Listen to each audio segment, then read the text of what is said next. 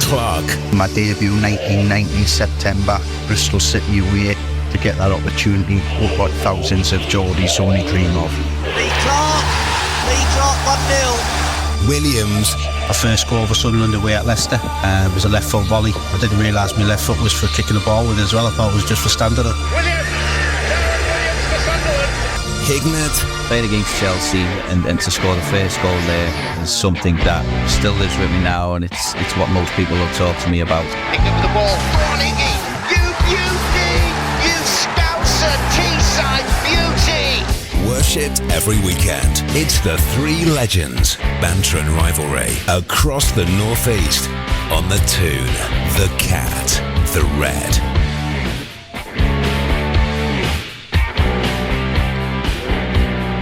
Good evening and welcome to the Three Legends. They are here. Lee Clark, Darren Williams and Craig Hignett. Good evening, gentlemen. How are you doing? Evening, Daz. All good, thanks. Good, Daz. Evening. Aye, not bad, mate. Another great Sun's week. out, innit? Yeah, sun's out. Everyone's feeling summery, getting ready for the summer. It makes a difference with the sun out, doesn't it? Go on, not hard. Yeah, it makes a difference, mate. I'm just If it I'm gets just to this pleased time, I'm you not know going to what I be mean? disappointed tomorrow. I'm shattered by it, yeah. I think we're all glad yous aren't playing tomorrow, Daz, aren't we?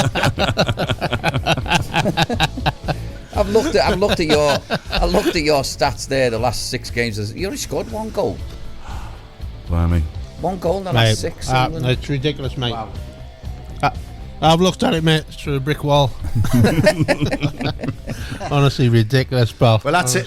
That's a good way to start. I think Daz will probably should get your negativity out the way, and then we can start on some having some like positivity in the show, especially with the sun out.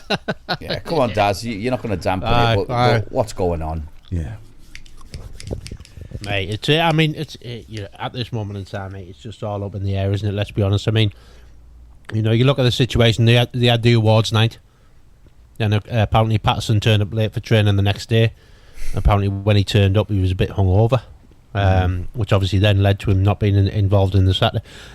How much of that's true, mate? I'm not 100% sure, but I can't see that coming out of nowhere. So when was the awards night, Daz? It was on the Thursday, mate. Night? It was on the Thursday evening. On the Thursday, mate. Yeah. I'm not too sure why we had one this year. I mean, I get that. I know you were. Yeah, I knew you were going to say that, but isn't that bad organisation from the club though as well? Come on, I mean, hey, listen, let's get it right. I mean, I know the footballers aren't like what they were nowadays and that in terms of the alcohol stuff, but they still want to, at the end of the season when it's the awards night, they still want to let their hair down and have a few drinks with the fans and the people that are there. So to put it on the Thursday before the last game, it's just not right. I don't think obviously. Yeah, I don't think obviously it was an issue of having the awards night and having a drink, mate. I think it was more the issue that of him turning in late the next day and this, that, and the other, and and I think it.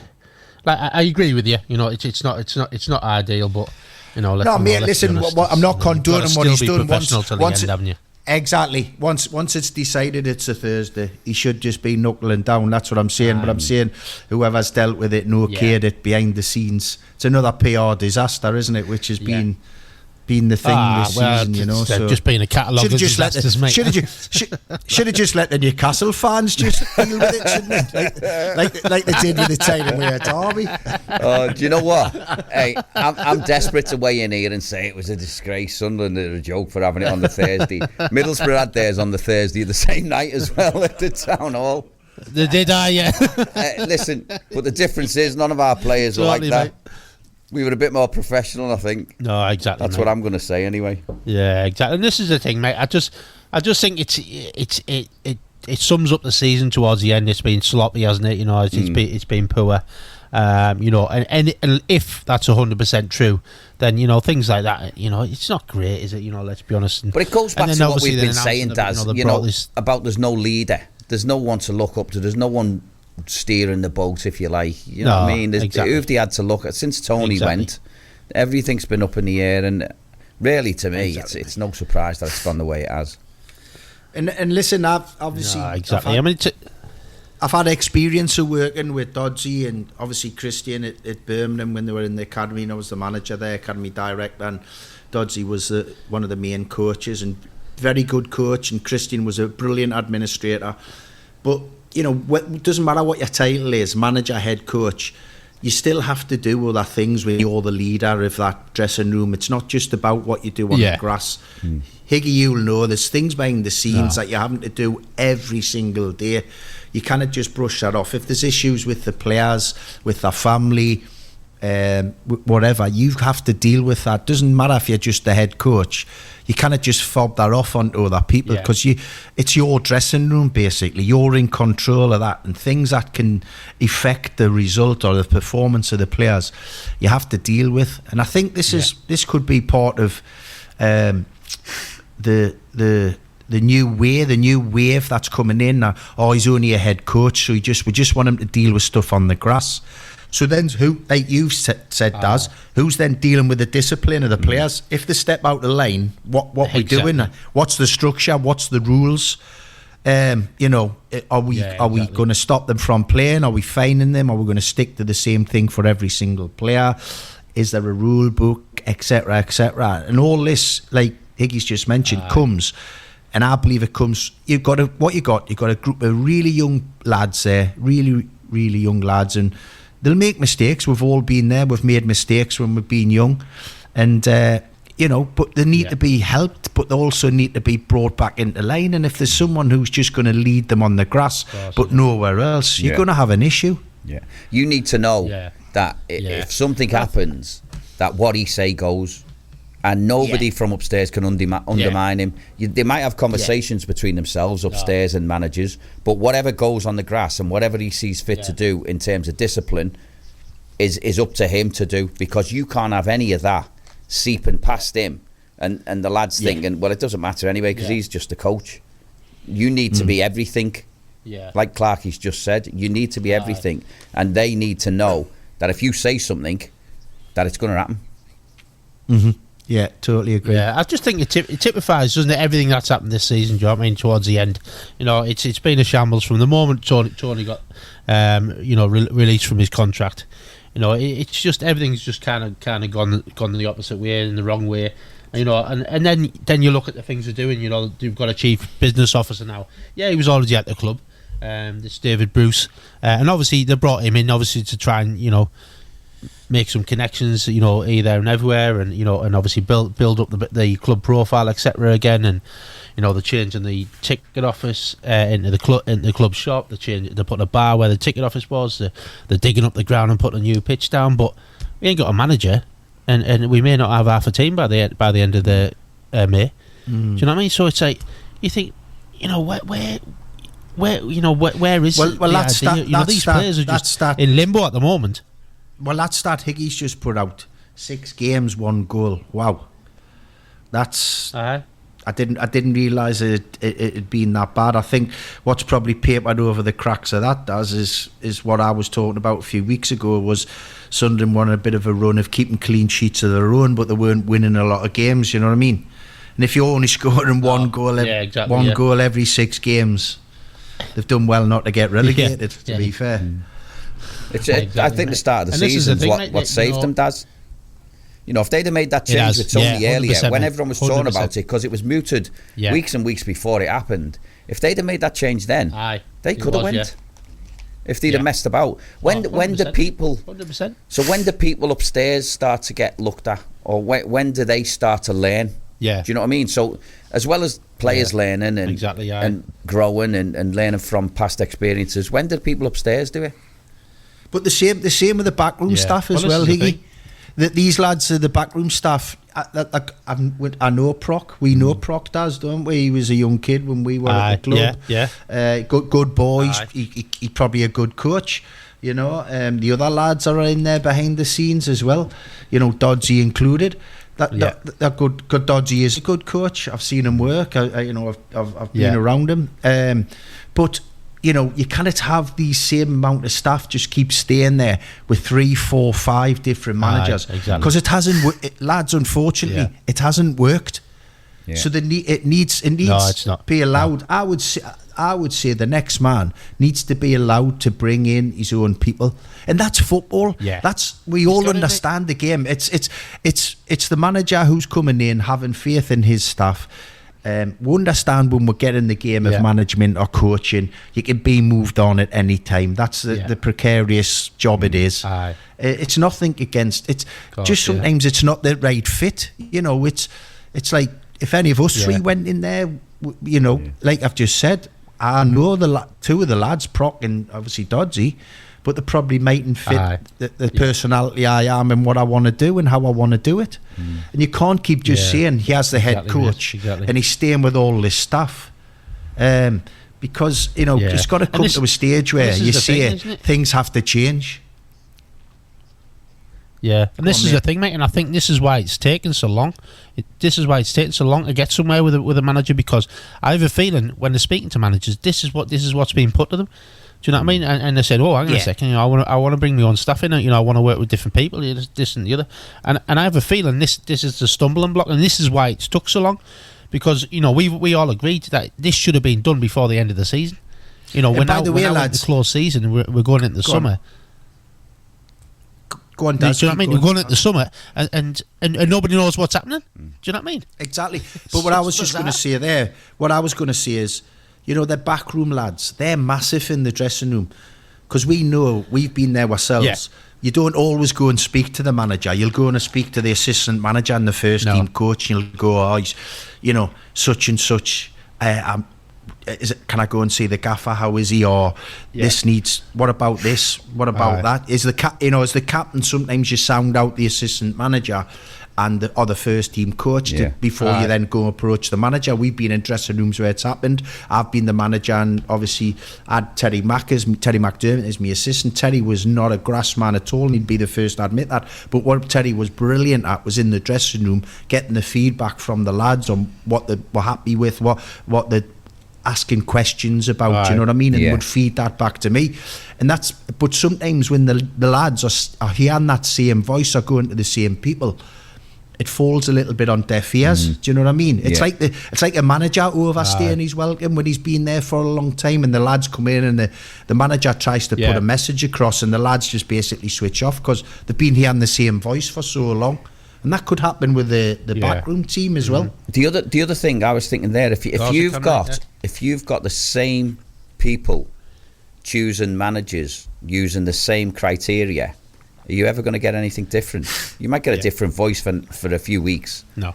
But if the same people are picking these people and they haven't got it right yet, apart from Tony, I think we're all unanimous in that. Yeah. How will it change? Yeah. Or do you just be lucky until you get one who comes in and does all right? That's the worry. This is the worry. Thing. You can't keep doing the same thing and hope that the results on the pitch will change. You can't. Something else has to change. Either they have to change the what we've talked about on so many of these shows. The belief that just getting young players, does that change? Does the staffing change? Because they're steadfast in sticking to the plan, but it's actually not getting them in. Well, it's actually it's becoming worse each year. Yeah. And like we're worried about so now for Sunderland's sake. Well, you could be losing Jack Clark. You could lose your two probably best players this season. And you're not going to splash the cash in terms of what you'll get for Jack Clark. You're not going to splash that cash on a ready-made replacement. Judging by what's happened over the last few years in terms of transfer recruitment, you're going to go for an up-and-coming kid again. Yeah, exactly. And they're going to need time. It happened in the academy not so long ago. It happens in the academy not so long ago, where the academy was started to fade away and drop down. And and everyone was umming and ahhing whether it was going to be a Cat 1 or or whether it was going to stay there, and they had to change. They had to change the staff within that, just to get it back to to freshen it up, because again it was the same faces that were always in the academy, and they freshened it up, and to be fair, it's come back to the forefront, and it's doing well again. So it should be no different within the first team. if it ain't working, and it hasn't worked a few times with personnel, then it's got to be changed. Of course it does. Any industry, if you're the boss and you've got a business and it's not working, you're thinking you've got to start then reviewing it and then look at the things that have been in place for so many years, which it has been at Sunderland. The policy on recruitment and the backroom staff, and it hasn't worked. Yeah. Well, maybe we need to change that. My question to you, Daz, is Will Still the man? Little joke there, lads. I honestly, very little. I'm unsure, mate. I'm unsure. I'm honestly unsure, mate. But because and I'm unsure for a couple of reasons. I think he could be another yes man. Mm-hmm. And I think he could be a guy who comes in and works with existing staff. And it sounds awful because it sounds like we're trying to get people out of a job, but that's not the situation. What we're trying to do is we're trying to find the solution, change the situation for the better. Find that solution. And for me, when you've had people in place regularly on numerous different managers, and it hasn't worked, it's not going to work.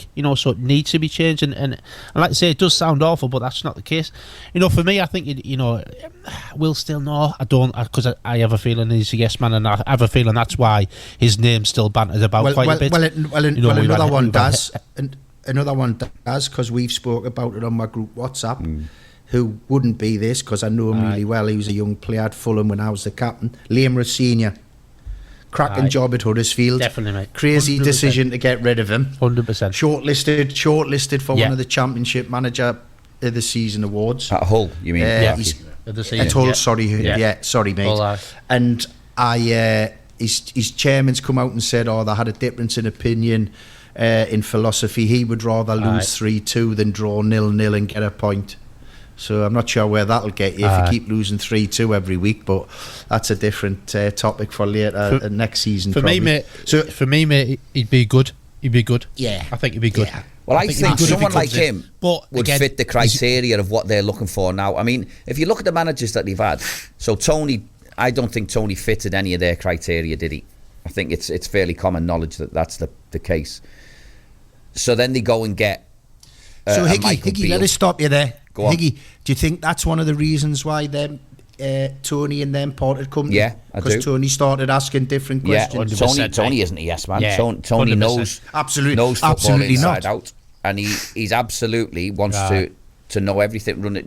I'm not necessarily talking about he wants to buy all the players, but he'll want a say in them, and he'll want a certain level of player. Not a player who, time and time again we've seen it. He's got ability and he's not the finished article yet, but we can develop him. But you haven't got time like that as a manager to wait for someone to develop and be ready. And I think there was too many of that type coming in. And Tony realised he needed some experience. And with Pritchard and Bradley Dack and people like that, I don't think that was popular. Playing those players, I don't think was popular. But Tony understood that you need some older players, some more experienced players to help these younger lads along the way and to develop them, and they'll develop quicker with some older heads. I'm talking about good old pros who know, been there and seen it. These younger players will develop faster with people like that by their sides instead of trying to find their own way, because they've got no guidance, they've got no one to look up to. Yes, the manager can help them, but you come a match day, you're on your own and you're on the pitch. And if you've got an older head saying, do this for this, stay here for 10 minutes, we're under pressure a little bit, or, you get yourself away, go and cause murder up there, I'll sort this out here. It helps massively. And it brings them on quicker. I don't care what you say. So I think that was obviously an issue. Definitely. Daz, what was the game like against Sheffield? How did Sheffield play? Because obviously I asked that question because their head coach, who's come in and done an unbelievable job, he's been linked with the Sunderland job, hasn't he? What was Sheffield Wednesday like? To be fair, mate, Sheffield Wednesday looked a lot sharper than us. They looked a lot. They played. They were strong.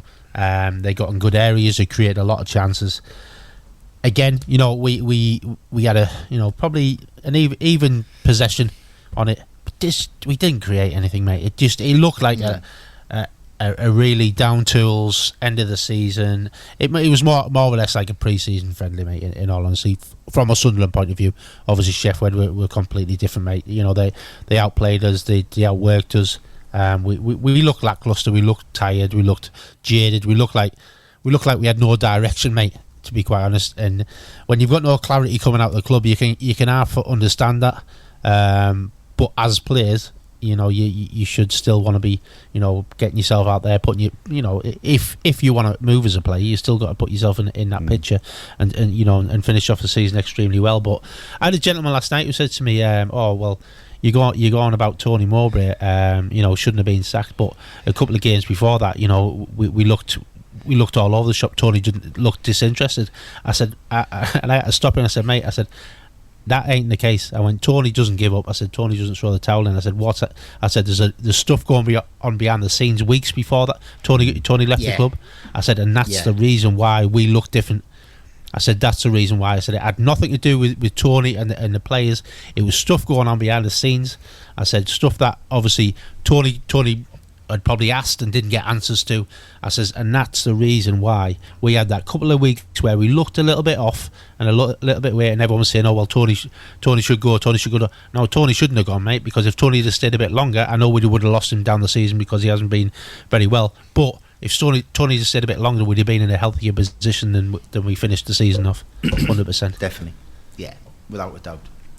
All right, there's the three legends live across the northeast on the Cat, the Toon and the Red. You can get in touch with the legends at any point, 0330 or 43 2002. You can drop us a WhatsApp, or you can give the lads a call, 0330 or 43 2002, and we'll chat more with the three legends after this.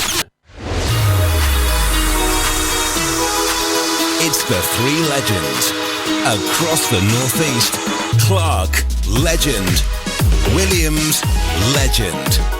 Hignett, legend. WhatsApp us, call or send a voice message. Banter at its best.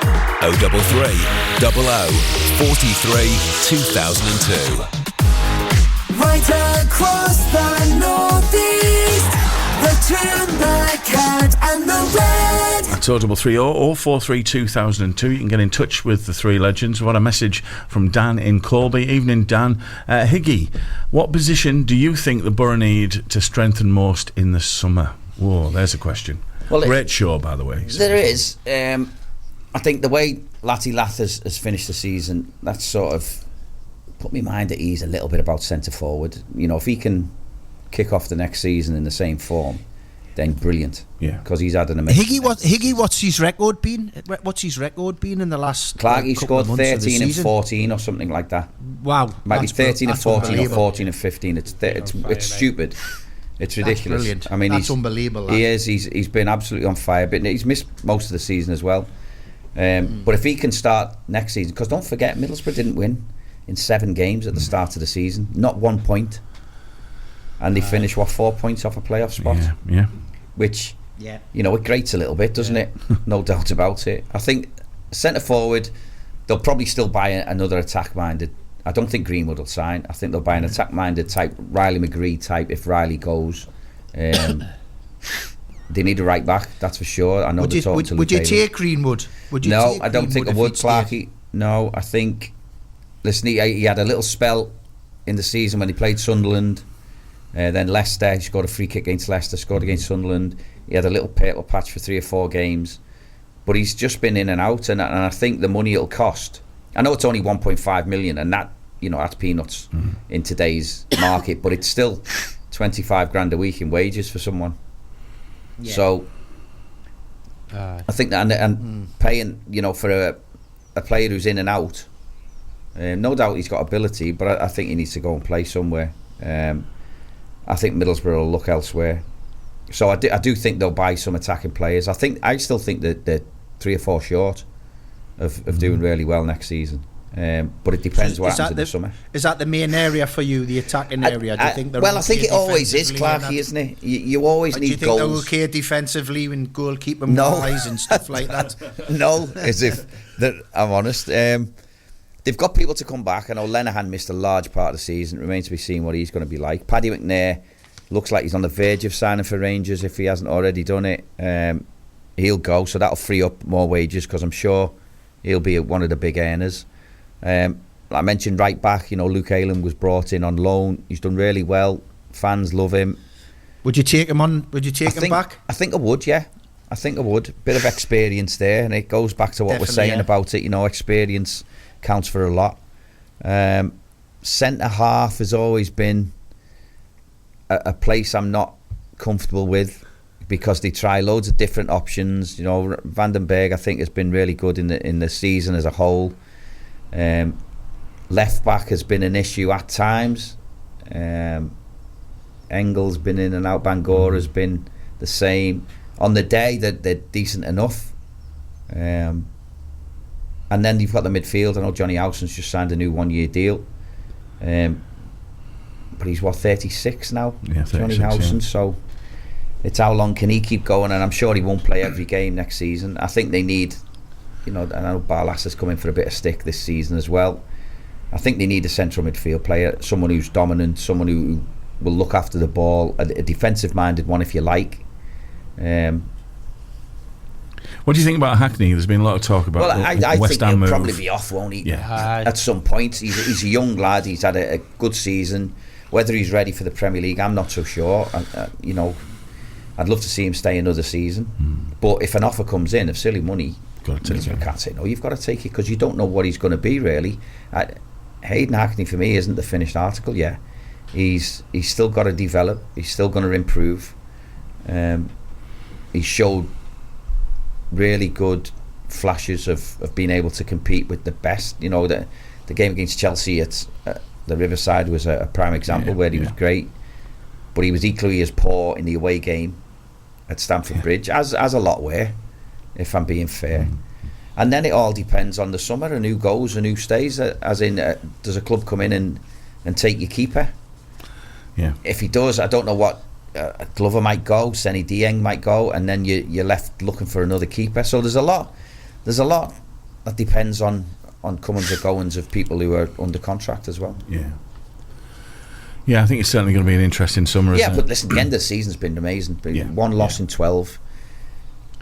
At times we thought they were getting close to the playoffs, but it was always just out of reach, wasn't it? Yeah. I mean, we said with 6 games left, even if they won the 6, they probably wouldn't get in it.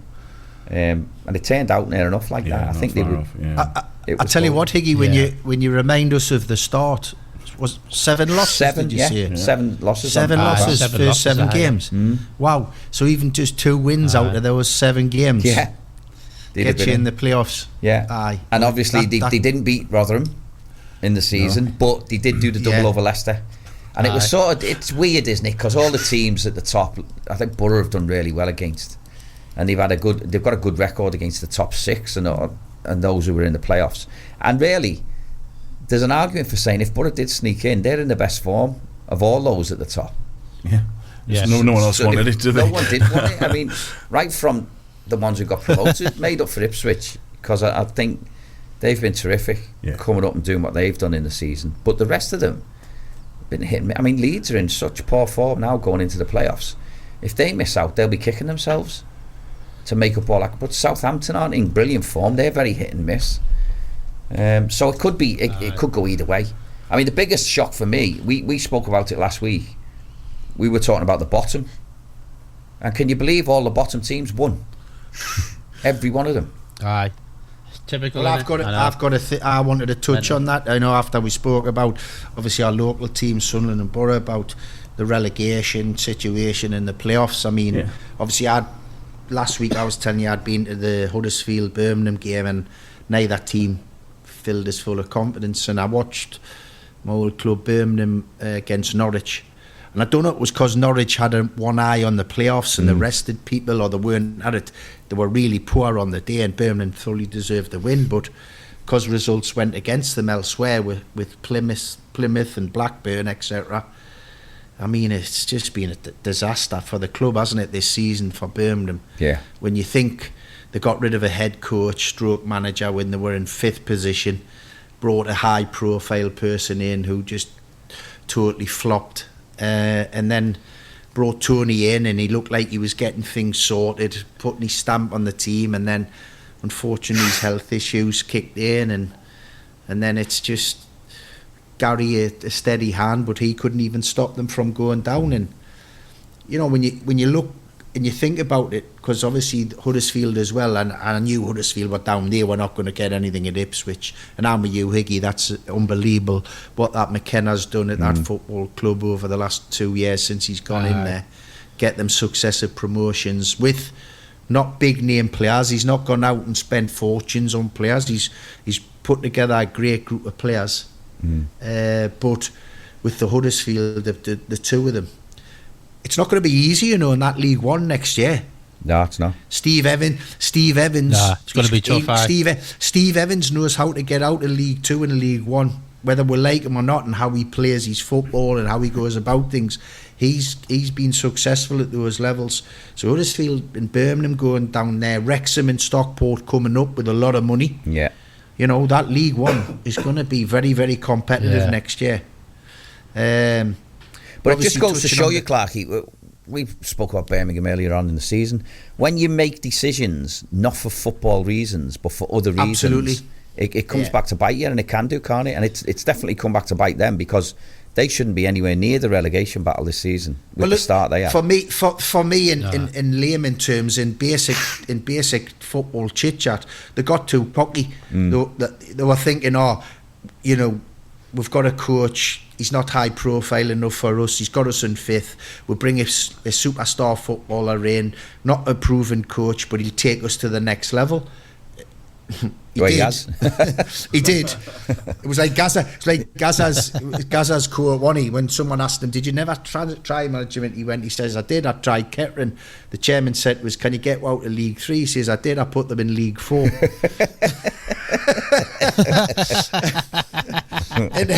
But that's, I mean, you know, if it's just honestly, it's they got too cocky for their own good, and I mean, they've having to come out and obviously I take a lot of interest in what those two clubs, Huddersfield and Birmingham, are doing. So I'm listening to what the feedback is. You know, Huddersfield, for example, they appointed this German manager, which they've gone down quite a bit over the last few years. And he came in for the last 15 games, and what was aimed at him before I went to the Birmingham game was he wasn't particularly showing a lot of passion for the job. It was this, it was that, and obviously they drew the game, which basically sent them down. And he wasn't someone, hey, listen, it's not about ranting and raving, but it's about showing a bit of passion on the touchline. And then since then I've heard that he's deciding whether he's going to stay on or not in League One, because he feels his reputation in Germany's been a bit tarnished by what's happened and stuff like that. And you're like, really? I mean, but whose fault's that? Whose fault's that? Exactly. It's just like, so they're waiting on their American ownership group they've got there now are waiting on the manager to decide if he wants to stay or not. So, but I just think that, you know, these clubs that have gone down from the Championship are going to find it really difficult. You know, and the fans need to be aware of this, of those clubs. It's not going to be easy getting back out of there, back into the Championship. No way. Well, Peterborough are going to still be in there as well, aren't they? So exactly, who are always strong, always getting in around the playoffs. You know, they've got a great model. They do really well with players out in non-league and loaning players from the bigger clubs. So, in terms of that, but then we've got the playoffs. What we're thinking? We've got Norwich City v Leeds, and we've got West Brom v Southampton. Well, it's going to be an interesting one. It is, because they're not in. None of them are in great form. I can see a Leeds Southampton final, because I think those two have got quality, like the proper quality. But the way they finished the season, you wouldn't back on them having a nightmare in one of the games, would you? Yeah. So it's going to be, like Dad said, it's going to be interesting, because whilst I think Leeds will probably do it, they're nowhere near certainties, and I'd love to see the odds on it, because the bookies will be all over the place. They wouldn't know who to make favourites and who not to. Yeah, definitely. I wouldn't put it past Southampton, you know. I wouldn't put it past them. I just feel like they had a great spell, didn't it, to get themselves in there. You know, they obviously, like, they were a bit hit and miss as they finish the season off, but I wouldn't put it past them. You know, just putting on that one final push to get through, and I could see Leeds buckling. Out of those four teams, teams, lads, when they've come up against Sunderland and Borough and you've been at the games, or if you've seen them in other championship matches, who've impressed you the most out of the four? I would say Southampton, probably, for me, at the Riverside. I thought they were decent. I think Southampton for me as well. I think Leeds were good. They created a lot of stuff, but a lot of their shots against Sunderland, a lot of their attempts on goal from Sunderland were from quite a distance out. I know Sunderland were very solid in that game for once. Did that end up 5-0? That's that. Which one? Did Sunderland beat 5-0? They beat Southampton. Did they? Beat Southampton 5-0. Oh, we beat Southampton early doors, mate. Yeah, early doors. 5-0. It was kind of what it was when Ross Stewart had gone there. He'd signed that week, hadn't he? And then we beat them 5-0, 5-0 at home. But I just, I don't know. There's something about Southampton, and I think Leeds are stronger. I think Leeds are stronger. They're a stronger side, but I think Southampton. For me, when I seen them, they looked like they could hurt you, and they looked like they had quality that come off the bench as well. I know Leeds do, but they were better than Leeds. I thought in the two games I seen at home, I thought Southampton were slightly better. Yeah, but I haven't seen West Brom or Norwich this season. Norwich have been very hit and miss, haven't they? I mean, they've had really bad spells, as West Brom have. But West Brom, I think they picked up a little bit, but then they had 3 defeats, didn't they, before the end of the season? So I don't think West Brom have got the quality that the Southampton and Leeds have got, though. No, they haven't. I agree, Daz. I agree. So who are we picking? Exciting times up. Exciting times. Are you going to stick your neck on the line, lads? Who are we going to put the mockers on? Southampton, me.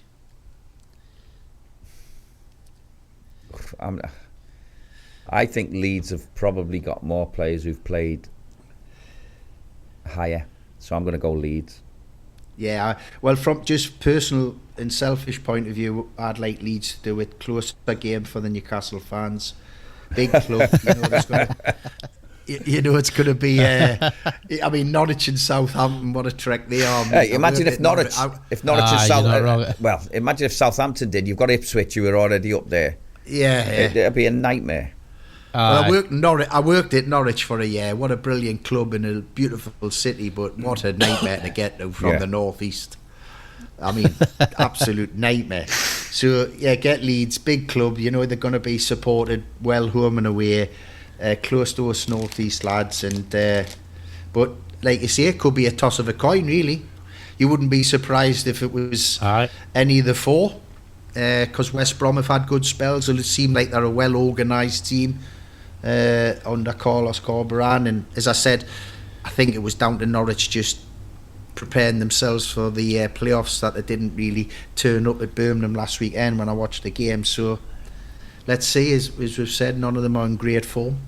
Yeah. We had someone on the breakfast show that had messaged in about Leeds, when we were discussing the same thing, and they were saying another year in the Championship might just, Leeds have had to sell some of their players this season. Another season in the Championship with less, parachute payments might be a really, really tough year for Leeds if they stay in the Championship next season. Well, it might be tough for some of their players, because I'm sure one or two of their players will be looking elsewhere as well. So if you lose players and you lose money, it's not a good recipe. But I think they'll probably manage. If they don't go up this year, I think next year they'll still be all right, I think. But it's the year after that maybe they lose parachute money. I don't know. Yeah. I tell you what's an interesting one, that Daniel Farke going back to Norwich, his old club, where he won 2 promotions, didn't he? He won promotion, got relegated, and got them back up again. Yeah. Him going back to his old club, so there's a little bit of history in that one as well. And he's got a great voice. It's brilliant, isn't it? Yeah. He is. It's almost like he's a character off a Lower again, isn't he? And at that point, I think we'll take a break. You can get in touch with the 3 legends on the WhatsApp. I'll give them a call. 0330 043 2002. We'll have a little bit more chat after this. Clark, legend. Williams, legend. Hignett, legend. It's the Three Legends. WhatsApp us, call or send a voice message. We don't bite. 033 00 43 2002. Right across the northeast, by the fans, for the fans, the Tune, the Red and the Cat. It is the Three Legends on the Cat, the Tune and the Red this evening. Coming up after the Three Legends at 7 is Ian Murter with his black and white and red all over. Ian joins us now. How are you doing? I'm all right, lads. Beautiful weather, isn't it? Hello, Ian. That's at last. Aye, gorgeous, last. mate. Gorgeous. Time to watch a bit of cricket, isn't it? Listen, have you heard the one about the Newcastle fan who's been reporting on Man United for the last 25 years? It sounds like a joke, but my guest would argue otherwise. It's Neil Custis of The Sun. He brought up in Newcastle, supports the club, and yet he was... he had a love-hate relationship with Fergie for a long time, and he's still on the Manchester United beat. So I'll be talking to him about the game coming up at Old Trafford next week and asking him the question, just how many of the current Man United side would get in the Newcastle side? That's not a question we've been asking too often in recent years, is it? Interesting. And anyway, my second guess, I've got to... How 10 years ago, if I'd talked about podcasts to any of you, you wouldn't know what they were, neither would I. But this lad, he's almost the king of the podcasts. He's Andrew Musgrove of the Evening Chronicle, or should I call it the Chronicle now? And he's called the multimedia editor of Reach in the North, and the output's prolific. Now, when you think of journalism, dinosaur journalism, you think of me writing for newspapers, whatever. But I guess he's very much. He's in the 2020s, and this is the way ahead for an awful lot of media channels. So looking forward to having a chat with Andrew as well. Brilliant. That's black and white and red all over with Ian Murter after the Three Legends at 7. Thanks, Ian. We'll catch you in a little bit. Cheers, Ian. Cheers, Ian.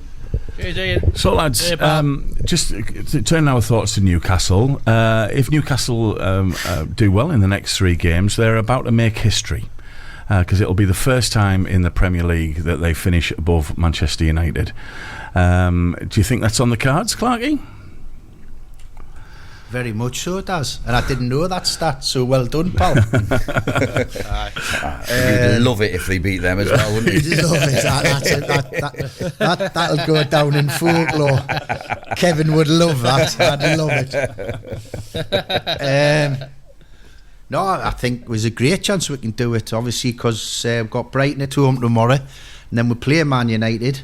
That's a big game, isn't it? Well, it is, but it's a very winnable one now with what I'm watching. I mean, I watched Man United on Monday night, end up being 4-0, it could have been 6 or 7. Crystal Palace just totally demolished them. Eze and Elise, is it? The two of them, fantastic footballers. I mean, the Man United defenders couldn't handle them at all every time they attacked them. So did you see how deep Evans was, though, Clarky?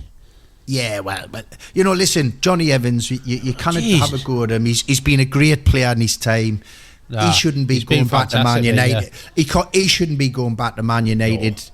In his part of his career, his twilight of his career, that just shows you where the club had gone. You've got him and Casemiro as centre backs.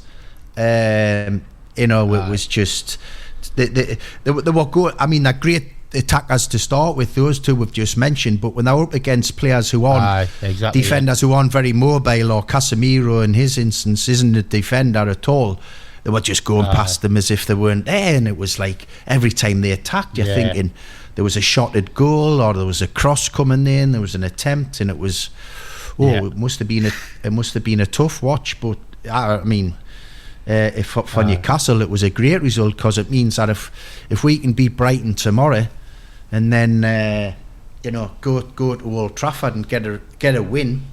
I mean, you don't often see that, do you? Not many people away fans have said that over the years. We can go to Old Trafford and win. I would think Newcastle will be favourites to win at Old Trafford now, Clarky. I agree. No, I agree, Higgy, definitely. But let's not forget what's happened. Man United have got to play Arsenal as well this weekend. Yeah, well, Man United's last 3 games, guys, is Arsenal tomorrow, the weekend. Sorry, I think it's Sunday. Yeah. Then Newcastle, and then they finish off with Brighton, who've hit a little bit of good form in the last few weeks as well. So, you know, you wouldn't be surprised if those last 3 games yield no points for Man United. And it looks like they've down tools, and it looks like he'll be off as well, doesn't it, Ten Hag? I don't see how they can keep him after the run of form. But Higgy, and obviously we've been managers, and that's the thing that I hate that. I hate the fact that players can think they can dictate, especially players who've performed so poorly. You know, I don't know if you've watched the game on Monday, but when they were coming off at the end, and Anthony and Mason Mount and Onana had their hands over their mouths and they were talking, and it's, you know, that they're having a go at something about it. They're having a go at the manager or the other players or the formations. And to be fair to them, they've all been flops. I mean, Anthony being a joke, Mason Mount's been injured more than he's been fit, and the goalie, not for me, he's got a lot to prove still, so he hasn't filled me full of confidence, but that's great from Newcastle point of view. So you know, we're coming off the back. I watched the game last week against Burnley, which I thought, you know, if you remember last Friday speaking, I thought it was going to be a tough game. We absolutely blew Burnley away, to be fair. We were terrific on the day. 4-1 away from home is a brilliant result at any ground, but it could have been more. You know, Callum Wilson, his ratio of goals per minute he's on the pitch must be phenomenal. He's obviously now the second highest Premier League goal scorer with 47 in the Premier League. I mean, he'll have to play at least about 70 if he's going to catch Big Al, mind. Aye, but you know, it's great to see young Sean Longstaff, your local lad who keeps performing great, doesn't get the plaudits he deserves, getting on the score sheet. And then obviously our big 2 stars, Bruno and Alexander Isak, getting the other goals. So sets us up nicely for a good game tomorrow, but a tough one, because as I said, Brighton had a little bit of a wobble. I think they didn't recover after they got beat off Roma in Europe, and they had a few indifferent results, but in the last few weeks they've seemed to come back to life a little bit. So it'll be a tough game tomorrow, but I'm still hopeful Newcastle can get the 3 points. And what's exciting for us as well, even though there's only 3 games to play, Spurs are on a terrible run and they're only 4 points ahead of us, above us. So you know, we could. If we can get maximum points, we could overturn them and get that 5th spot, which would end up being a phenomenal season. And you know, in terms of where we started, the injuries we've had. Well, they were out on the feet, weren't they? Sort of 3/4 away through the season, Clarky, weren't they? They were, mate. We spoke about it a lot, didn't we? We said the same players were getting used week in, week out. You couldn't change anything. You had a group of untried youngsters on the bench. At one stage, you even had 2 goalkeepers. I think out of his 9 subs, there was one game you had 2 keepers, 5 defenders, and 2 kids as attackers. So you know, it was very tough. The lads were keep getting asked to do the same job, game in, game out. So, you know, for them to have a chance of getting 5th position with 3 games to go, it just shows you the brilliant job Eddie's doing, you know, and what he's achieved, keeping the group together, keeping them focused, even when they've had setbacks. You know, to still be in this position is brilliant. Clarky, you know? Has anything been said about this profit and sustainability rules yet? Is it because it's going to be quiet on Newcastle selling players, hasn't he? You know, Bruno Guimaraes was getting mentioned week after week. They are both getting linked still to clubs, mate, but it's not coming with the Newcastle's, with the preset of Newcastle having to sell them. It's because obviously they're doing that well, Guimaraes and Isak, that clubs are very interested in them, and rightly so. They've been brilliant since they walked through the door. And Isak's first number 9 or striker to score 20 Premier League goals since Shearer in 2003, 2004. So, and if, as I've always said to you the last few weeks, look at the compilation of his goals. They're brilliant, the variation. So hopefully not. Well, it's got him in the Player of the Year, mate, in the Young Player of the Year, hasn't it? Yeah, you were mentioning that, Daz. We've talked about that. So he's been nominated in the main player of the year and the young one. So that's a great recognition of him. I'm a bit surprised Anthony Gordon's not in the mix, and I'm very surprised Rodri's not in the mix. Me too. I mean, I think a lot of Man City fans will be scratching their head because they'll be thinking, we're one of the best teams in the world, if not the best, but we're not the best team in the world when we haven't got Rodri. And Anthony Gordon's been sensational all season from the first game up until now. His Do you think it matters that superb. Players have a better end of season, and they're more in people's minds, aren't they, when it comes to the end of season, and they have a run of form, like Cole Palmer, for instance. I know he's been good all season, but he's come into a purple patch. I just think that happens sometimes. I mean, Phil Foden's having a great end of season as well. You're spot on, Higgy. You're strong in people's minds, aren't you? At the forefront of their minds when you're doing it. So when people come to vote on these things, they're thinking about the last few weeks. So hey, listen, there'll probably be 6 or 7 clubs, fans around the country saying, well, why isn't such and such involved, or why isn't our player involved? But I would say with Gordon, he's been very, very consistent, and I just think, and I think we're all the same. We've talked off air. We all think Rodri's top class, don't we? Well, he is top class. It's not about thinking it. He is. He is. The results when he's not around Man City's team prove that. So, no, we're. I'll tell you what we did. We spoke about before. We have to give a mention to Leverkusen, who are on this unbelievable. I mean, Clark, you know what it's like to not be beaten 40 odd games or something. It's ridiculous what Leverkusen have done. That result for them in midweek when they were 2-0 down, and it looked like even when they got back to 2-1 and they're going into injury time, you're thinking, they've got through. They would have got through, I think, even with the 2-1, wouldn't they, on aggregate? But still, he must have instilled an unbelievable, willingness to just keep going. For them to do that in a game where that on aggregate they're still through into the final, and they go and they want to keep that unbeaten run going, and that just tells you the unbelievable job that Xavi Alonso has done. I mean, you cannot underestimate what he's done with that football club to overturn a giant like Bayern Munich. 49? Did you say 49 games, unbeaten? 49 in all competitions. So he's now got. It's just showing you this guy can end up being. He could be the new generation of the Pep Guardiola, couldn't he? He could be. He could be the next one to follow in that sort of terminology. So I mean, Leicester winning the league was amazing. Arsenal going invincible. Surely, though, Leverkusen going this many games, if they manage it, is one of the greatest achievements with in football. A manager who's his first season. Without a doubt. I don't think anyone can argue with that. I think as the lads have just mentioned, he's a young manager, inexperienced.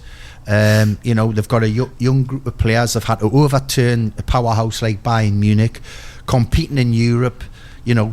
Home and away, staying unbeaten in all those games as well. And like I said myself, you think the players might not down tools, just relax because they know even at 2-1 in the second leg they've got to the final. But what he's obviously instilled in them is we're here to win games, or we don't want to get beat. We've got this mentality of just winning, but just demands. The demands are high, and he had high standards as a player, wasn't he? He was an unbelievable footballer. So he seems like he's took that into his coaching, and as I said, he's got the chance to come up with the modern day greats. Before we give our predictions for Newcastle, I just want to wish Tony Sweeney all the best, who's been released from. He had 20 years at Hartlepool. His contract hasn't been renewed. What a service he's been to that club. Great guy, great lad, great guy. So all the best, Tone. And Newcastle 3-1 for me. Beat Brighton 3-1. 2-1 for me. I've got 3-1. 2-1 for me. I've got 3-1. Yeah, 2-1 for me. 3-1 Newcastle. And I think Sunderland won't get beat this week. Well, you're not going to let us down this week, Taz, that's for sure. Have a good weekend and a great week, guys. We will see you next week. Have a good one. All the best, lads. See you later. Take it easy. Yeah, all the best, lads. Take care.